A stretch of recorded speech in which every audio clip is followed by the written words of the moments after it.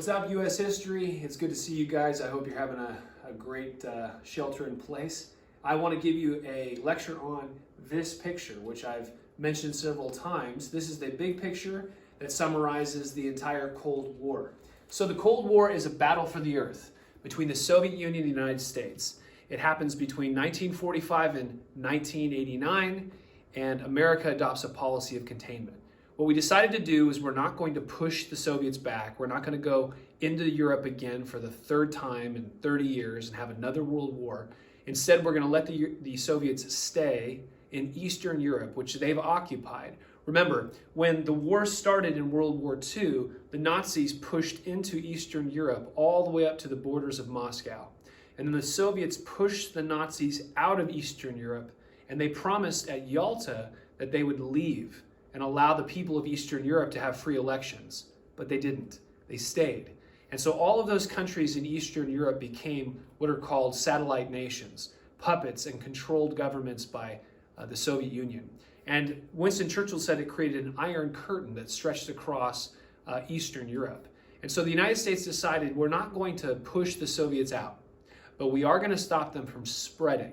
We're not going to let them continue to spread into Western Europe and into other parts of the world. And so what we did was we decided to contain them. And the reason why is very simple. Communism, just like fascism, is parasitic. It cannot survive on its own. It doesn't have life-creating properties within itself. It's not free, right? There's no private property. There's no incentive for work. Human life is worthless. There's no sense of the transcendent or ultimate purposes in life. The Soviet system is a parasite. And as long as there's a fresh host with lots of life, like Eastern European countries or some other healthy country, they can come in with their armies, they can consume all the natural resources like locusts, they can leave a husk and then move on to the next country. That's how the Soviet Union is going to survive. That's why fascism and communism is always spreading. It's imperialistic. It's because if they don't spread, they're going to die. So our theory was if we contain them, they would just slowly shrivel up and die. And our theory was correct. It just took 45 years. So what we did was we had a battle with the Soviets for the earth. And each president on this wall behind me had a part to play. So this image is a summary of the entire Cold War, and it basically summarizes what you've been learning. So it starts with containment, like I just said. Truman promises in his Truman Doctrine speech that we're going to support any country with money, with weapons, with political power, and even with military might if necessary, that's resisting communism. If the communists are coming in and they're trying to take over your country and you fight back, we'll support you. That's the Truman Doctrine. And so we give money to European countries. That's the Marshall Plan. And so we create this alliance called NATO, which I'll talk about in just a minute. We built a wall, the Soviets built a wall in Berlin, but we flew in airplanes for over 365 days, full of food, full of coal, full of raw materials, so that Western Berlin didn't fall to Eastern Berlin, which was the Soviet-controlled part of Berlin. Also, we went to war in Korea. Why? Because North Korea invaded South Korea, a communist North invaded a free South, and so we pushed the communist North back up into the area they were before the war started, and that's where we are today. North and South Korea are separated by this demilitarized zone, and a couple of months ago or a year or two ago, President Trump went to the demilitarized zone and he met with the leader of North Korea. But basically where Korea is today is it's still divided like it was from the Korean War that ended in 1953. Why did we get involved in Korea? Who cares about Korea? It's around the world. The answer is because we've made a commitment to support every country that's free from the expansion of communism. We are going to contain it, and we don't want it to spread into Europe and into Asia. So this is why we get into Vietnam, which is what you read about last. The Vietnam War was an attempt by the American people to stop the spread of communism from North Vietnam to South Vietnam, and then down through a land that the French called Indochina, which is Thailand, Burma, Myanmar, Laos, Cambodia, basically that peninsula below China. We didn't want communism to spread. We failed. It did spread. Millions died, but it was our attempt to stop the spread of communism.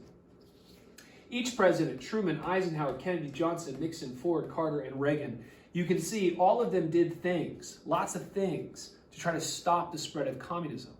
all of their policies together formed this wall, a wall to stop the spread of communism around the world. This was a 5-game series. We fought in Europe, we fought in Asia, we fought in the Middle East, we fought in Latin America, and we fought in Africa. Now, in the case of Western Europe, we were able to stop the spread of communism. And I'll talk more about that in just a second. In Asia, it was kind of 50-50. We stopped the spread of communism from North Korea to South Korea, but we didn't stop the spread of communism from North Vietnam to South Vietnam. So you could say it was a tie. In the Middle East, we did stop the spread of communism in places like Iran and Iraq and Egypt. Those countries never became communist, but what we got instead was a very radical minority that would eventually become the seedbed for terrorism like Al-Qaeda that we'll see in the 90s and the 2000s. More about that later. We fought the Soviets and tried to keep them from spreading in Africa. That was kind of a 50-50 thing. Some countries fell to communist control. Same thing in Latin America. Cuba fell to the communists under Castro. Many of the Latin American countries between North America and South America, Central American countries, some of them fell, some of them were heavily influenced on the payroll by the Soviets, some of them were able to resist the Soviets. It was a mess. So across the globe, from 1945 until 1989, America is trying to stop the spread of communism. And for the most part, we were successful. Then in 1989, something amazing happened. The Berlin Wall was torn down, and within 2 years, the Soviet Union was gone. Every Eastern European country voted out their communist leaders, and even the Soviet Union itself dissolved without firing a shot. And by 1991, the United States was the only superpower left. The Soviet Union was gone. And the story continues. But we'll talk about that some more in the next couple weeks. Hey, okay, I got a map here, which we've used many times in my class. And this map, I just want to walk you through it. This is a picture of the world during the Cold War. Green represents America and NATO. Orange represents the Soviet Union.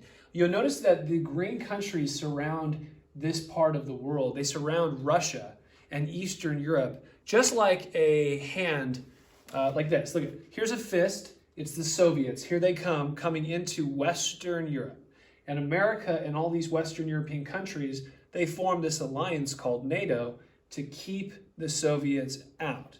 That's what you're seeing here. So all of these green countries, they surround Eastern Europe to stop it from spreading. And if you recall the image that I drew of that octopus taking over the world, the Truman Doctrine is a promise by the American people that we're going to help you if you resist communism. So we did help these people. We gave these people billions of dollars. And did you know that we actually didn't require most of these countries to pay us back? These countries, many of them, we just forgave their debts. So there's a lot of shade and a lot of hate that we get from European countries for being America.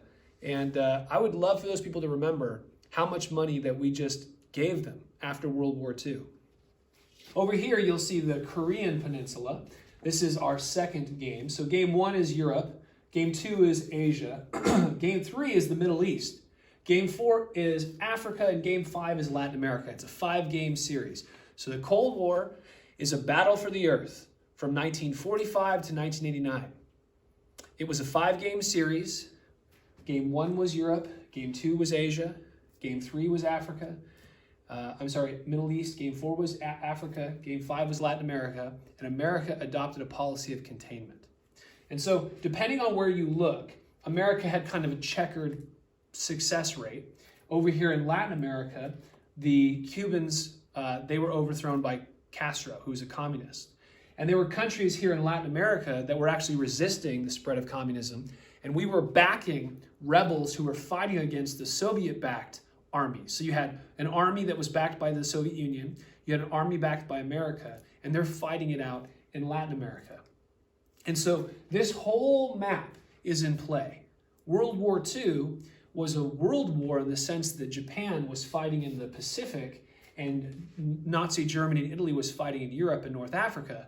But the Cold War was really the true first world war because you saw America and the Soviets battling it out across the globe. Finally, the reason why it's called a Cold War is because we don't actually fight the Soviet Union directly. We never send our tanks into Russia. They never send their bombers over America. Instead, what happens is we back one country and they back another country, and those two countries fight. Or inside of a nation, we back one group and they back another group, and those two groups fight. We fight through proxies. That's why it's a Cold War. And that's why it took so long. If we had just fought the Soviets or they had just fought us, it would have probably ended quicker. But the reason why we didn't fight a hot war was because we had nuclear weapons and they had nuclear weapons. And that meant that if either one of us attacked the other, the entire world could be destroyed. And so instead we chose to fight this 5-game series through proxy countries around the globe. So that's why it's called the Cold War. That's how this map fits in. And hopefully you're beginning to get a big picture of what this Cold War was and where all these individual little things you've learned about fit.